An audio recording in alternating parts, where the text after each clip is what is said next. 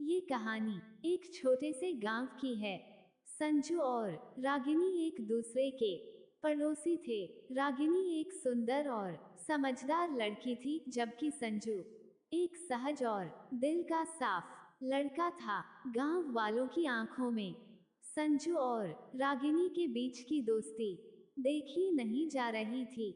जब संजू और रागिनी मिले, वे एक दूसरे से बहुत अच्छी अच्छी बातचीत करने लग जाते हैं।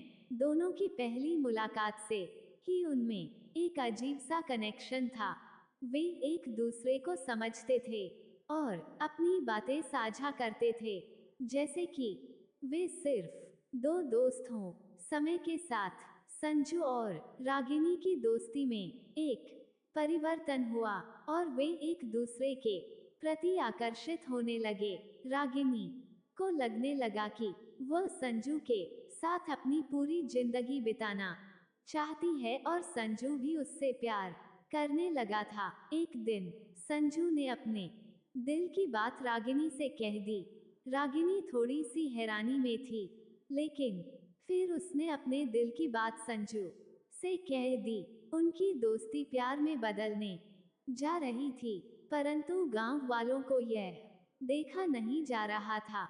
गांव वाले नहीं चाह रहे थे कि यह दोनों एक हो जाए। वह दोनों एक ही बिरादरी के थे, फिर भी लोगों को उनका एक होना देखा नहीं जा रहा था। वह दोनों पढ़े लिखे थे, उन दोनों विचार एक दूसरे से मिलते जुलते थे। उन दोनों में पूरे गांव का नक्शा ही बदल दिया था और शासन की कोई भी योजना हो, वह दौड़ धाम करके दोनों ने गांव वालों को योजना का लाभ दिला देते थे। शासन के हर स्कीम से गांव का नक्शा ही बदल दिया था।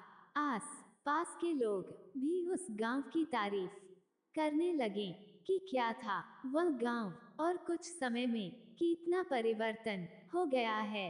वह दोनों इतने मेहनती थे कि उन्होंने असंभव को भी संभव करके दिखाया। गांव वालों ने दोनों को एक दूसरे के साथ देखकर खुश हुए और उनके प्यार की कहानी गांव के लिए एक मिसाइल बन गई थी।